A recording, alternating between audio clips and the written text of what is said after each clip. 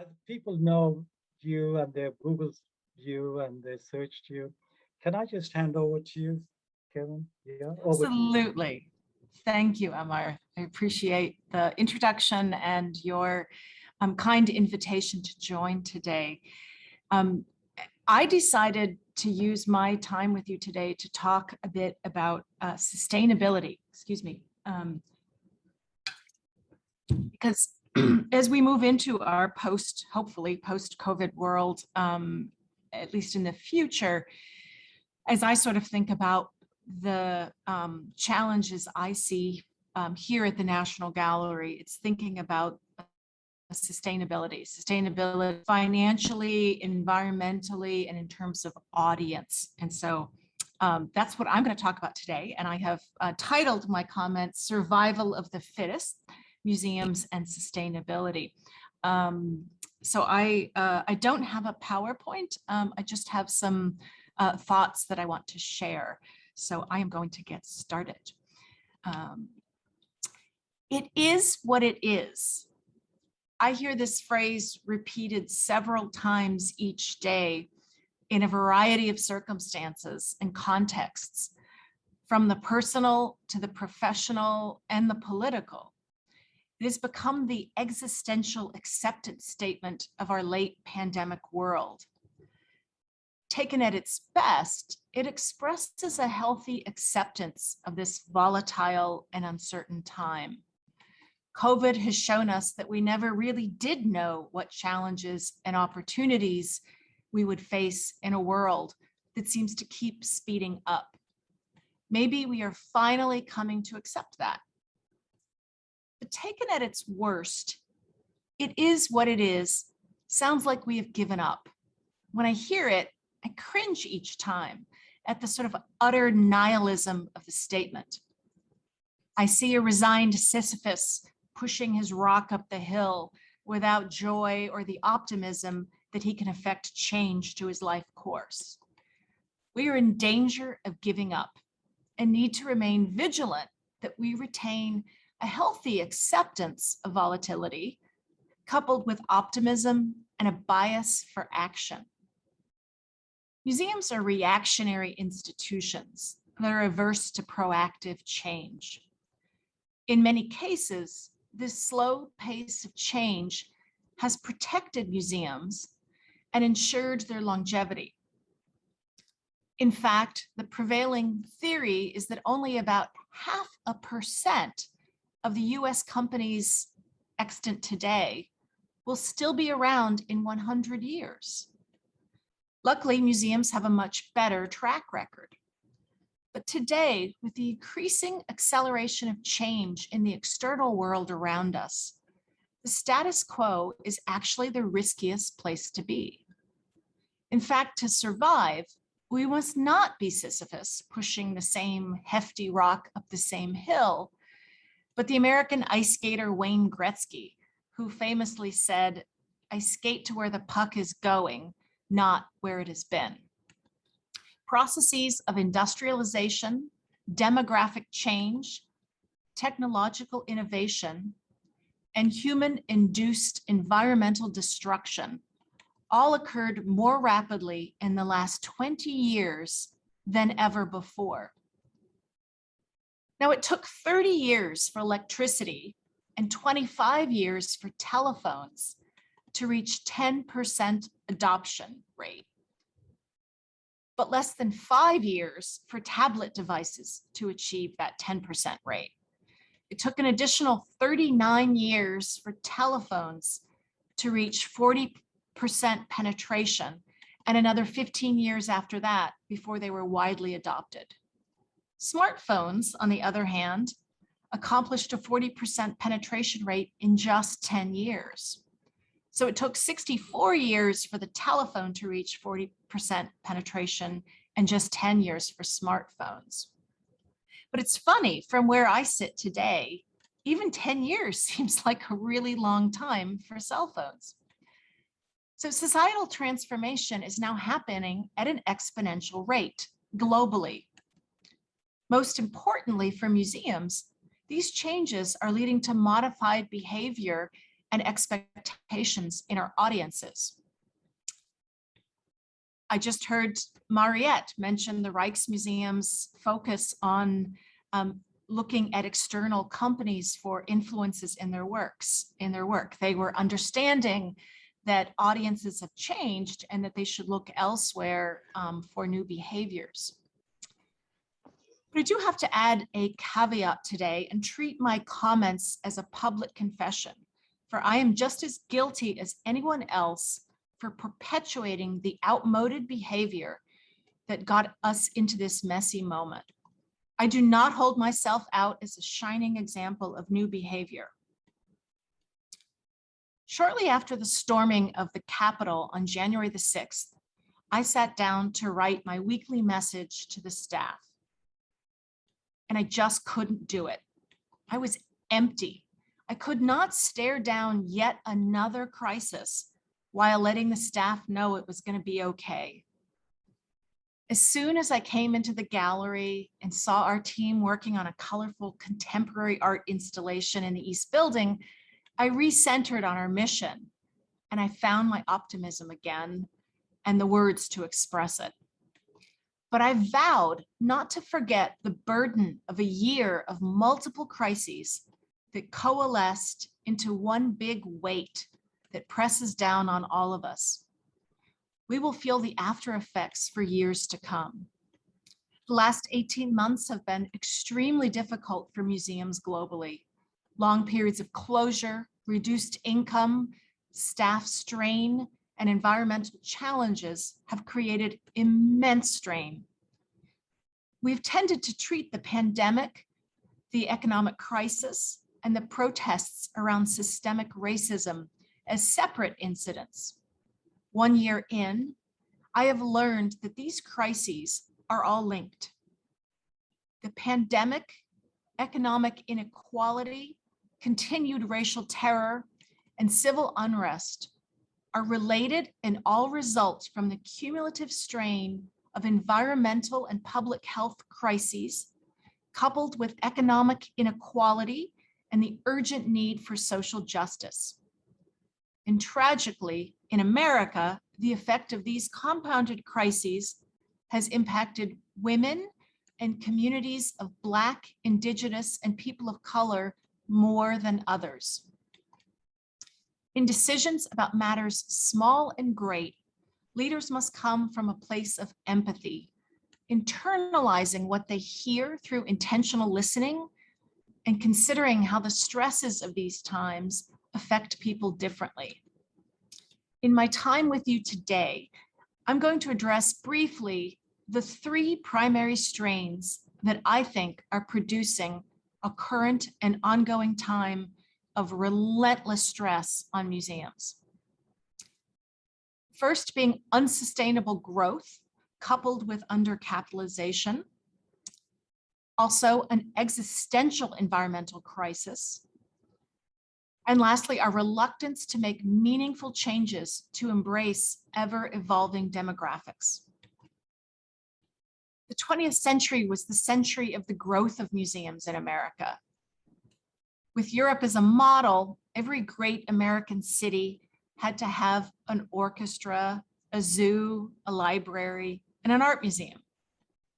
Over the course of the century, we built museums, grew our collections, expanded our museums, and our staffs grew and audiences grew. Growth has been the primary driver of American museums for the last 70 years, and it remains so today.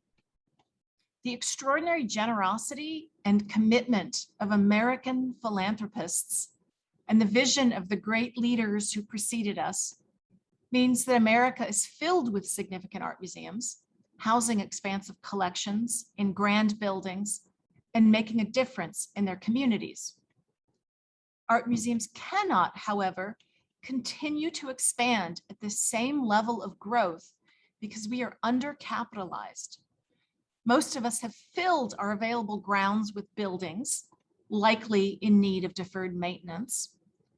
Our galleries are packed with art, and lack of storage has become a crisis for most of us. Each year, we balance our operating budgets on razor-thin margins, if we are lucky, just barely peeking a toe over the finish line into the black. In my nearly 30-year career as a museum director, I've been privy to a lot of museum balance sheets. And I promise you, it is not a pretty picture, even in healthy times. And the larger museums have the same problems as the small ones. The scale is just different. I used to joke that there are two museum gods in the sky playing dice every day. In the morning, you receive word of an unrestricted bequest.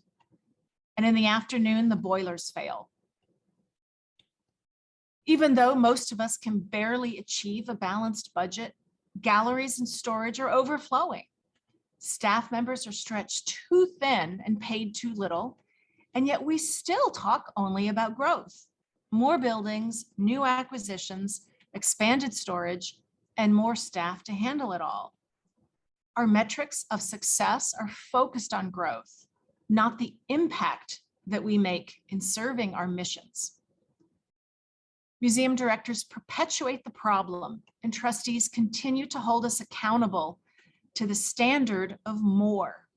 Say expansion in a boardroom, and trustees lean forward, eyes widen, and pulses race. I learned a lesson at the last museum I directed. Just before I arrived in 2006, the museum completed a $100 million capital campaign, adding a new building and an endowment for acquisitions. Leadership expected this new century project to double attendance. In fact, it had no effect at all on attendance. We went on to change our programming, embraced new technology, changed exhibition strategy, focused on community, and attendance more than doubled. To be clear, the goal was not to increase attendance. It was to do really good work. And people voted with their feet and with their time. Curators who have worked with me are all rolling their eyes right now because I really love to acquire art. I am part of the problem. We should not stop acquiring altogether, but we cannot afford to continue to grow at our 20th century pace. And we should shift our metrics, values, and resources away from inputs to outcomes and impacts. How are we making a difference?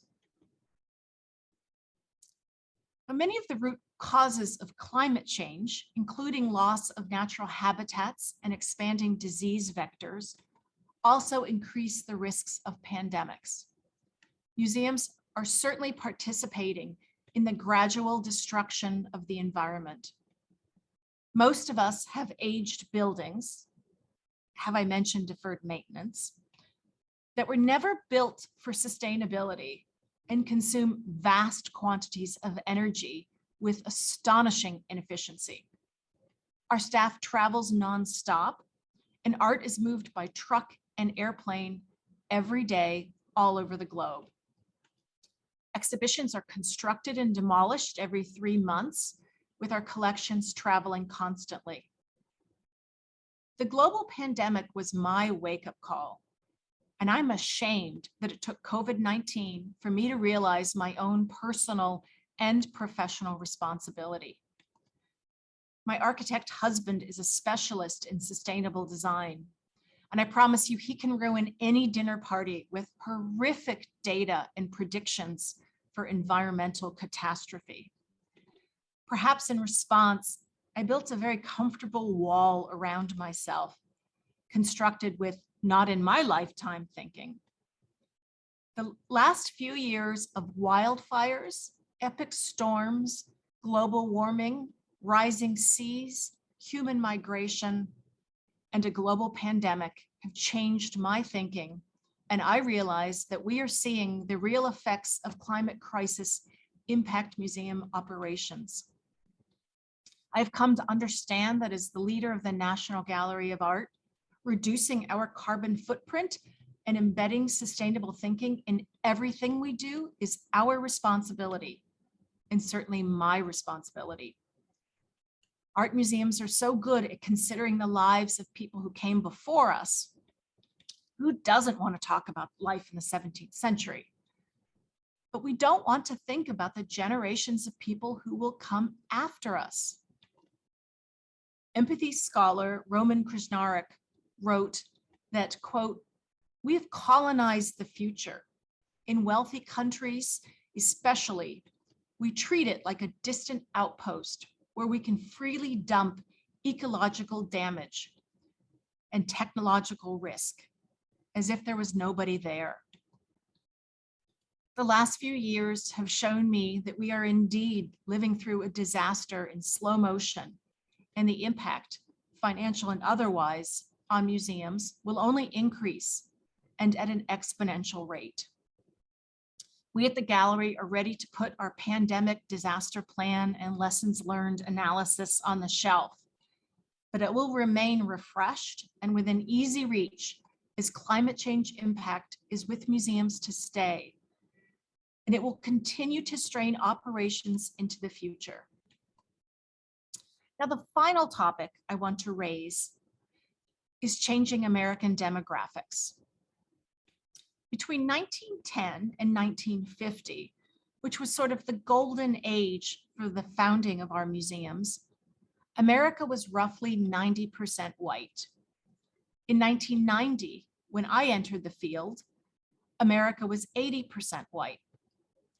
Museums started to get serious about diversity in 2010, around 2010, when the US was 72.4% white. Today, America is 60% white, and by around 2040, in just 20 years, America will be majority people of color. Given American demographics for the first 50 years of museum operations, one can understand why our historical collections look the way they do. That was then, but this is now, and the now is urgent, it's challenging, and it's really exciting.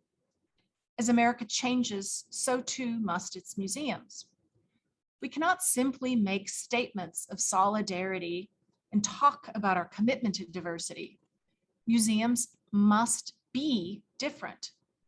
We have to prioritize diversifying our collections and be ready to look anew at the canon, especially those artists who have been excluded. Museums are starting to tell new stories about the works in our collections and include different voices in doing so. We will hire a diverse staff at all levels of the organization, recruiting in new ways and thinking about jobs differently. Museums must diversify our boards and ensure that BIPOC trustees sit on our finance and strategic planning committees, helping to make decisions about priorities and resources. We need to welcome new patrons and donors. In our role as community advocates, we should be sure that we are working with BIPOC-owned and led businesses and consultants. And we must be confident and humble enough to hear the tough stuff and internalize it. I've learned to recognize that our audiences are diverse in every way, and many come to us with a lived experience which is different from mine as a white woman of privilege and one who was not born digital. To be and to remain relevant, we must have empathy for our audiences and stakeholders. It is time for museums to move from statements to material change in what we do and how we do it. It means normalizing the inclusion of historically marginalized voices in our work of collecting, exhibiting, and interpreting art from the very beginning of exhibitions and projects. Hearing other people's stories and learning about their values, emotions, and life experiences makes us better people and also better art historians and scholars. After all, art is the expression of what it is to be human. Moreover, an argument for listening and compassion is not an argument against curatorial expertise. The National Gallery is justifiably known for the depth and rigor of its scholarship. We must recognize, however, that excellent museum scholarship is always in service of something greater, expanding our understanding, firing curiosity, answering difficult questions, and drawing deeper connections between people and art. By listening to a range of voices, we can critically assess what is heard to better understand and shape what needs to come next. Museums do not simply preserve and protect masterpieces in empty rooms. We open our doors literally and figuratively because we believe creating opportunities to experience the works of art and gain a deeper understanding of them and our shared humanity will make a difference to people. In America today, we talk a lot about healing, about coming together, but we rarely talk about how we are going to do so. The world does not always fit in the binary framework of right, wrong, for, against. As our global, noisy, and digital world has become more complicated, we let ourselves assume that being for something necessarily means that you are against its opposite. By ignoring nuance and the gray areas in between points of view, we close ourselves to others and create a limited worldview. Retreating to our different sides, we stop listening deeply to one another and seek validation from like minds. One perspective does not negate or discredit the other. Art is messy and unresolved because people are messy and unresolved. Like all businesses, museums exist in their own constructed dominant logic.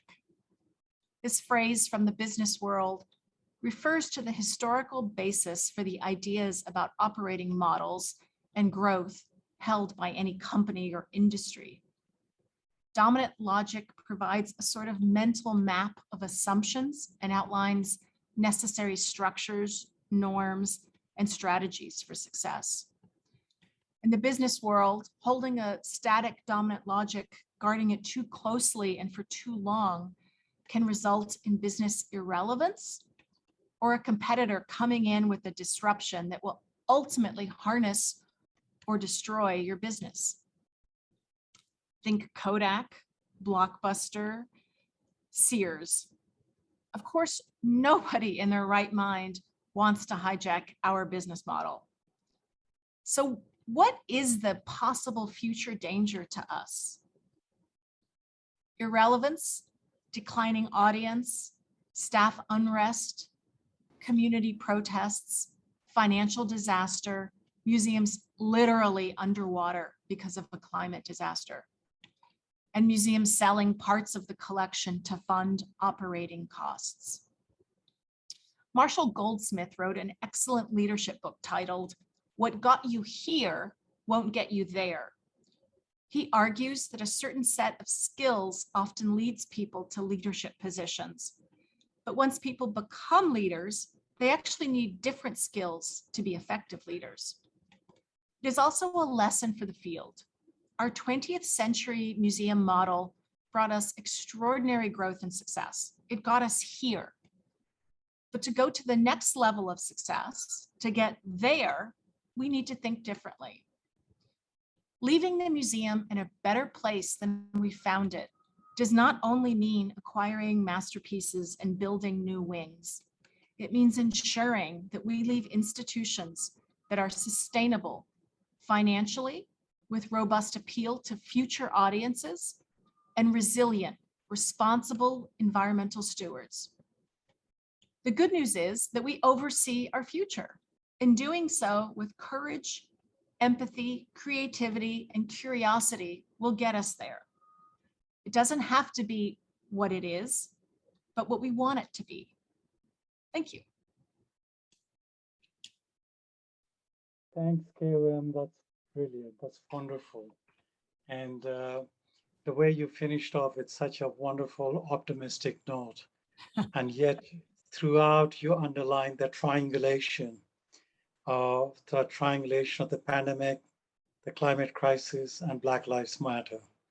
You know, that's the undertow that's going to be there. For those people who think post-pandemic it's going to go away, they're not going to go away. These are the realities of the future.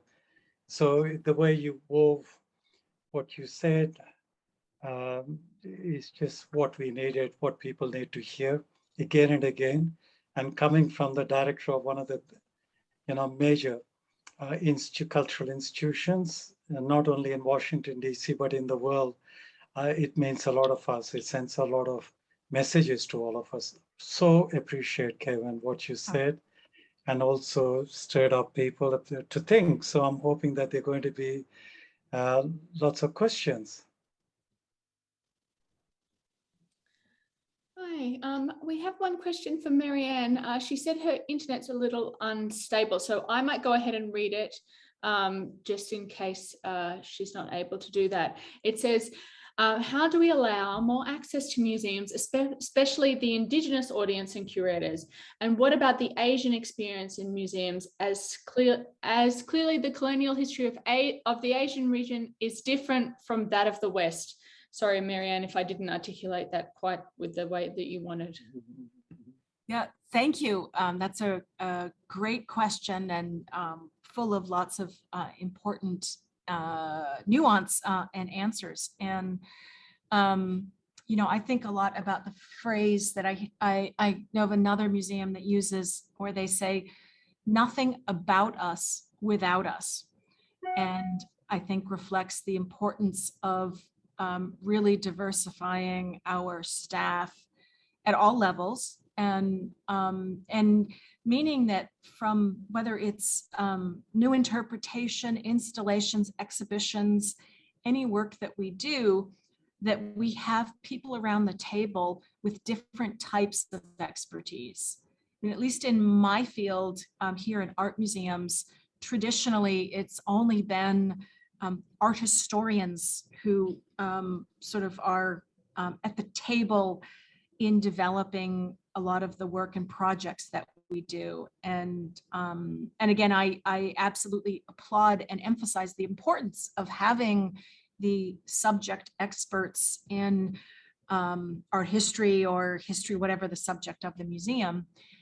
And our field needs to recognize that there are other types of experts. And I use as a specific example an exhibition that we worked on when I was the director in Minneapolis. And it was an exhibition called Hearts of Our People. And the curator of Native American art, a scholar named Jill Alberg-Yo, approached me and mentioned that most Native American art, even historically, has been made by women, and that it's something that women artists in the field and women scholars know, and yet there had never been a focused exhibition with that lens. What does it mean if so much of your cultural patrimony has been made by women? And so she proposed doing the exhibition. She is a white woman working with a Native American artist as her co-curator for the project. And then Jill came to me and said that they were going to put together an advisory board with Native American women artists and scholars and senior community members. And in my sort of blinkered traditional viewpoint, my first thought was, oh no, there's no way a large group of people can curate an exhibition. That just sounds like a recipe for disaster. But I believe in you, and I believe that you believe in this, so let's give it a try. And of course, she completely proved me wrong. She and her co-curator brought a framework to the advisory board that they used. And after 3 days of working together, the advisory board actually came up with a better exhibition. And having more points of view around the table helped to create a better project. And the two co-curators worked with the advisory board throughout the exhibition. And I'm so proud. I then left the museum, so I was not there for the completion. But it's one of the most written about exhibitions of 2019, 2020. It was a great success. And it was so much about the inclusion. And the last thing I'll say about it is that the curator and the interpretation team actually had every single label translated into the Indigenous language of every one of the makers, which was like 35 different languages. And the chances that somebody visited the museum who only spoke an indigenous language and not English was pretty remote. So the inclusion of all of those language was about inclusion, not necessarily about the technicality of who can read and understand. And I know that people found it really moving that the original language of the artist was included as part of the exhibition. So I'm sorry that was a long description, but it's a specific example, I think, of how museums can work with Indigenous communities from the very beginning. Thank you. The next question, Marianne says thank you in the chat, Kaywin. She's having trouble with the internet there. The next question is from Sandra. Sandra, would you like to unmute yourself to ask your question? Thank you. First of all, my compliments, Kaywin. That was an inspiring presentation. Thank you, Sandra. Thank you so much. My question is about, it might come across as a bit at a tangent, but I thought of explaining that in more detail because we've been talking about the financial sustainability of museums, and museums have been under pressure to sell items from the collection, not because of the accessioning, but because of a question or a need to actually survive and keep actually existing. Do you see the inclusive museum as also informing new business models, like, for example, a shareholding approach where the community actually owns a museum and has a share, also a financial share, if we can talk about that as well? What are your thoughts from your experience? Yeah, thank you. I do believe that the greater participation that community members have with their museum, the stronger and better the museum, and also the stronger and better community. So absolutely. And most museums will say, certainly museum directors, that the community already owns the collection because we care for it in trust for community, for future audiences. But as I think you're kind of pointing out, we say that, but we don't actually then involve the community in decisions about that collection that we hold in trust. And I do believe that the sort of next generation of museum directors and museum leaders are going to look at collections very differently from sort of my generation. I see myself as the tail end of this kind of previous generation of museum directors. And I think that younger scholars and certainly community members understand ownership and collections and feel differently about them. And so I think we are on the cusp of great change when it comes to that. You also make me think about another story from Minneapolis, which happened actually before I got to the museum.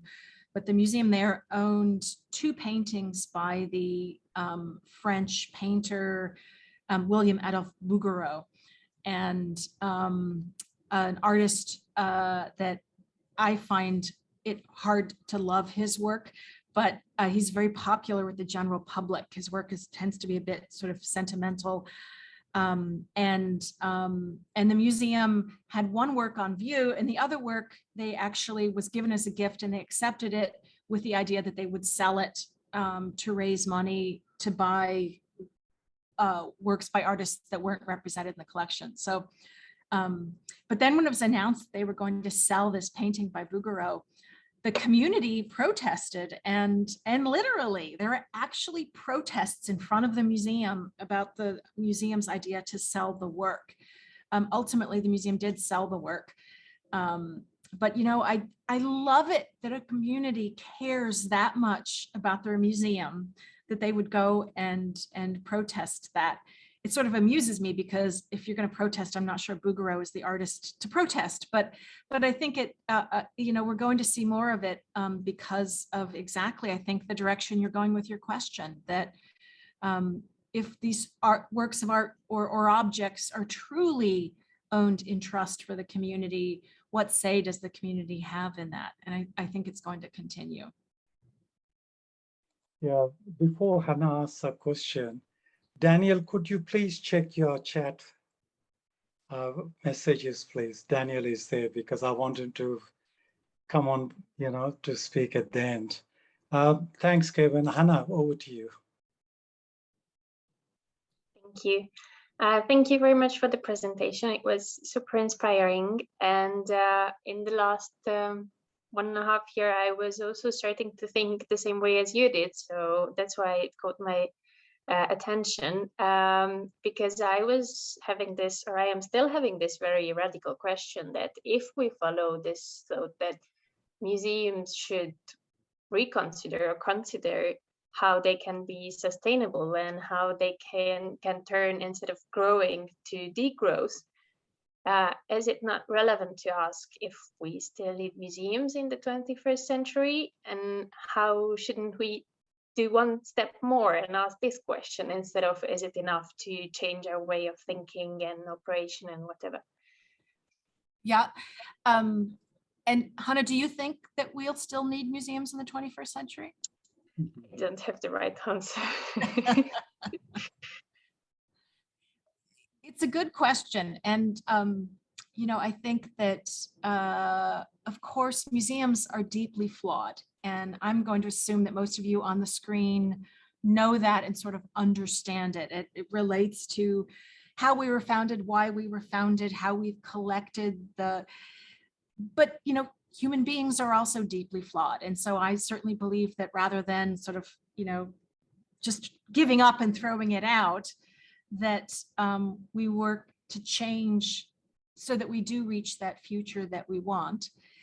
And also, I think probably like most people working in museums, I come to it with a real passion. And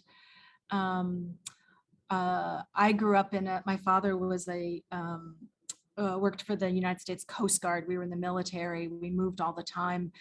I did not grow up with a family that had any knowledge or appreciation at all of art. My parents cared about museums and would take me and my brother to see museums, and yet I had my life changed by works of art. And so I believe in it passionately. And I believe that there is a future. We just need to be really, really transparent about what we do and why we do it, and then open to change. My biggest complaint about the field, I think, is that we so often say, yes, we need to be different. Yes, we're all for diversity. We're going to hire a diversity officer, and and they'll go off and do that over there. And meanwhile, we're going to continue to do everything exactly the way we've always done it. And it's the conceiving of a world that might actually be different that we have trouble with. And I think the point I tried to make in my talk is that these outside pressures are going to only intensify and further force us to make changes. So putting your head under the pillow and hoping it all will go away is just not going to work anymore. Thanks, Kevin. Hannah, you've anticipated next year's Inclusive Museum Conference. The theme is, rethinking the museum. We kept it very simple. Mm-hmm. And I think both Marriott and Kevin have given me a lot of material because I still have to write the abstract on the theme. And so it's been wonderful. Thank you, Kevin. And thank you I know how busy you and Marriott are, and yet you both made time. It shows that you care. And I think we need to care, not just curate. And as you said so eloquently. Is there room for one more question? We do have just one more question. So if we could fit that in, that would be great. I'm sure I'm gonna mispronounce your name. Is it Almudena?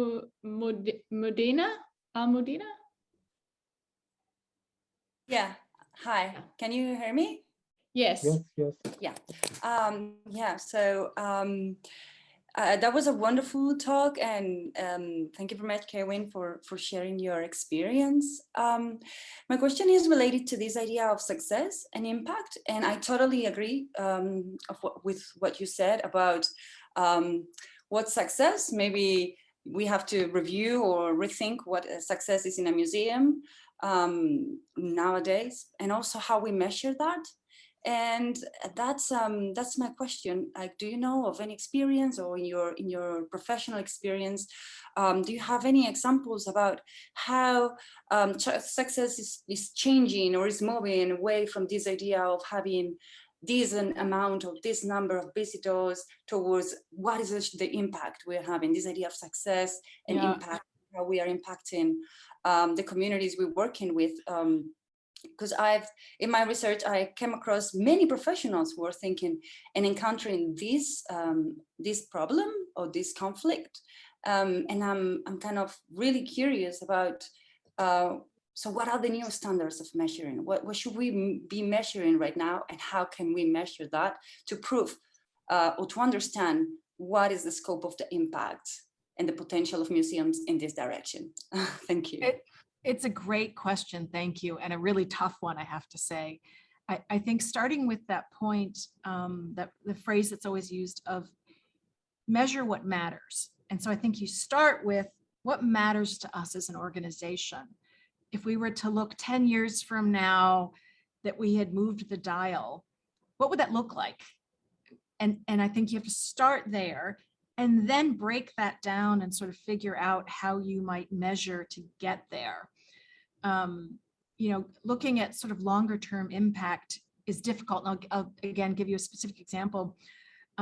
So we started an institute for empathy in the visual arts when I was in Minneapolis, and found that there are actually, working with social scientists, quite a few tools you can use to measure, let's say, a 15-year-old who's come on a school tour, their level of empathy when they first walk in the door of the museum. And then at the end of the visit, you can there are two different kinds of there's an instrument that you can use to measure whether or not you sort of changed their viewpoint, and if they're more empathic. You can measure that. But what you can't measure, at least at this point, is what happens after they leave your doors. And 2 weeks from now, let alone a year from now, will they be a more empathic person because of that visit? That's what's really hard. And, part of it, of course, is hard because you can't follow kids. So children make it difficult, although you can with adults, of course, get consent to follow them over a number of years. So I think it's kind of, there's rarely a perfect model, but finding out what matters and then trying to get as close to it as you can. And I think the last thing I'll say is that, that one of the other challenges is that when we start thinking about measuring, we think that everything has to be counted, that it has to be able to give you a specific number. And while that is largely true and it's very important, it doesn't allow for the qualitative. And so with our team here, anytime we're talking about a project that's measuring responses, I always try to leave room for the qualitative, just understanding how does it make people feel? Was it an uncomfortable experience because we just didn't have enough benches in the room? So I just urge everyone to keep in mind that not everything that's important can actually be measured with numbers. So try to figure out if there's a way to include the squishy part too. Thanks, that's great. Kaywin. Thank you very much. Great question. It's tough. Yeah, it's a great question. Thank you. I think, Almudena, that if you look at value and culture, that's the kind of discourse that David Throsby, his seminal volume, and then Martha de la Torre, when she was at the Getty, convened a number of case studies, sort of on value and culture. They're all about, not necessarily the quantitative, but it's the qualitative. How do we measure? Like continuous evaluation, choice modeling, these are economic models, but dealing with qualitative measures. there's increasingly, there's not enough, Almudena, I'm sorry to say, but increasingly, thanks to people like Kaywin, there's more and more case studies, more knowledge being generated. But please, I hope you can continue to contribute in this area. And like, that's what this knowledge community is about, is everybody is important. Everybody's voice is contributing to what we're doing.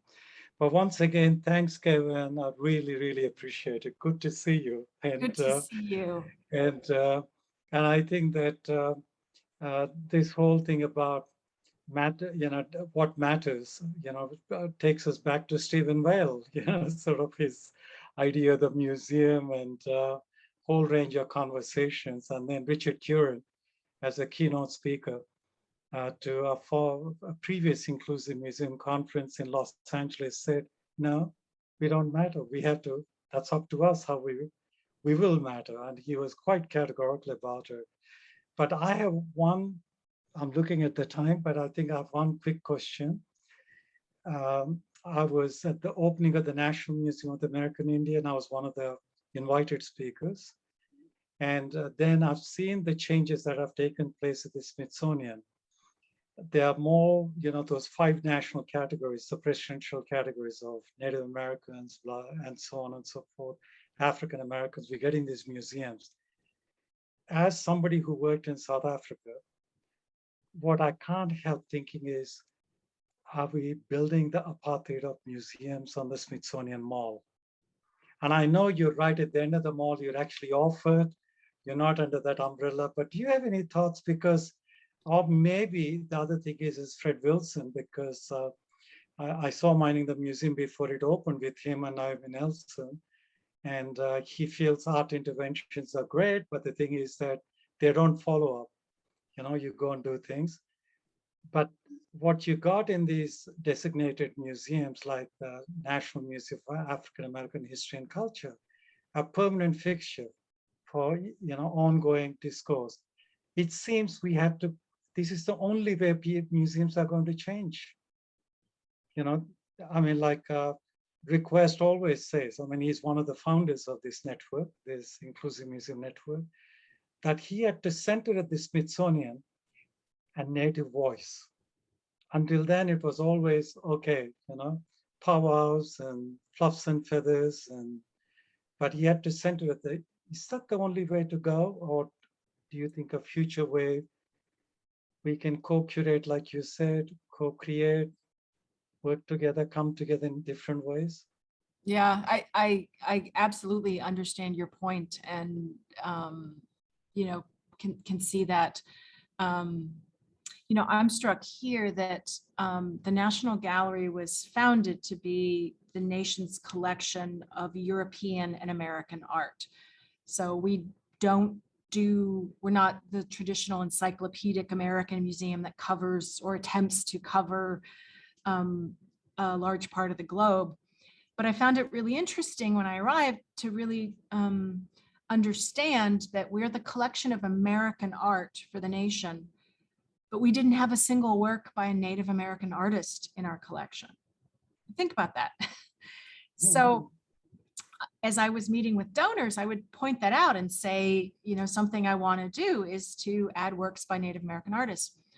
And the donors would always say to me, oh, no, you don't understand. That's what the American Indian Museum does over there. Go over there to look at Native American art. So then I'd follow up and say, yes, but if we are the nation's collection of American artists and we don't have Native American, we're saying they're not American. I mean, that's what it says. And then the donors say, oh, no, it's not that. It's that we care about excellence. It's because excellence is our guiding. Yeah. So we recently acquired our first ever work by a Native American artist.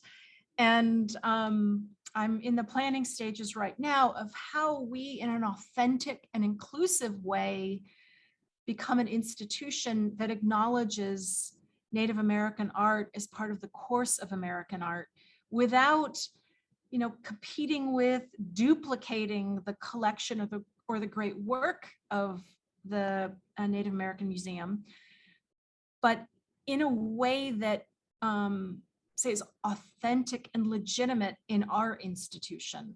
And so I think ultimately perhaps the answer could be yes, and to your question that yes, we do have the separate museum that has a certain mission and work. And then one also finds inclusion at institutions like the National Gallery or the American History Museum or other institutions. Yeah. Thanks, Kevin. I mean, I think that this is, you gave a brilliant explanation, but this is what Lonnie Bunch anticipated and made sure before the National Museum of African American History and Culture opened that there were exhibitions in all the other museums. Yeah. He wanted to, diversify the Smithsonian. As a historian, he did that brilliantly across the Smithsonian. Absolutely. Okay, thank you. Thank you again. Now, before we finish, Daniel, I thought, can speak in the closing session. Daniel, we want to see you. Oh, there you are. But he has a conflict. He has another appointment at that time. And he does get distracted by students. Even when I sent in the chat box, he didn't read. So that's good, Daniel. You're a good teacher. So tell us a little bit about next year. I know we haven't started discussing the programming. I'm working on it, but about the logistics, dates, and where we're going to be, and the Barnes Foundation and different museums for the museum day. Yeah, would happily share. So we can't wait to host you in Philadelphia between April 22nd and 24th of next year, 2022. And the host site will be Moore College of Art and Design, which is a historically women's art college, and now has a gender inclusive graduate program that focuses on art education as well as socially engaged art. And so we're training the next generation of public engagement workers, both within museums and other kind of parallel sectors that some of you are a part of. We're really excited to be collaborating with Drexel University's Academy of Natural Sciences, who is our neighbor, as well as the Museum Leadership Program for hosting some activities as well as many other local partners. And just to give you a little bit of a context, so the school is right in the center of the city on the Benjamin Franklin Parkway, which is kind of a museum district for the city. So you'll have access to lots of nearby neighboring institutions, the Barnes Foundation, the Philadelphia Museum of Art, the Academy of Natural Sciences, the Franklin Institute, right out the front door, as well as many other kind of small museums, neighborhood museums, community-based arts organizations. We have a really rich community of practitioners who are really experimenting with many of the forms and approaches that are relevant to this convening. So you'll have access also, to all of that, as well as the other sites that make Philadelphia a World Heritage City. And so we're quite excited to be playing host and hope that many of you can be there, and look forward to being in person with you. So thanks Amar, and thanks Common Ground. Look forward to working with you. Thanks, Daniel. That's wonderful. We're quite excited. By the way, I haven't had a chance to communicate with you, but the Philadelphia Global, which the president of it, I think I already mentioned, she said she will make sure everybody comes behind, all the universities, because they're all members. So I'm going to connect you and the Liz Singh, who I work with on the World Heritage Committee. That's how I know her quite well. I think it's going to be a phenomenal conference that we're going to have. And Daniel, thank you so much for offering to host us, and we look forward to it. And thank you, and talk to you soon. Yeah, thanks. Ciao. Bye-bye. Okay, over to you, Tamsin. I just wanted to say thank you to Mariette and to Kaywin for their fantastic plenary sessions today. If you have any, these videos will be uploaded to the event schedule and the CG Scholar platform. If you have any other questions, you can feel free to write them in the discussion board there, and I can pass them along there or give them access so that they can answer those questions. We do have another plenary session tomorrow with Sophia Labadi, and I've just put the link in the chat for that there so you can easily access it. I would also like to encourage you all to view the parallel sessions that are all asynchronous with a discussion board attached. We have plenty of time over the next few days to look through those, comment and ask questions, and then in the closing session could come together with some ideas as well. So feel free to reach out to me with any questions, but we'll see you all online in the next few days. Thank you, Amar.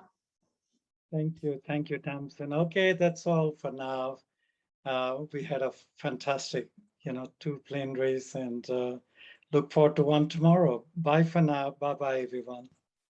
Thank you, everyone. Have a nice morning, evening, afternoon. Whatever.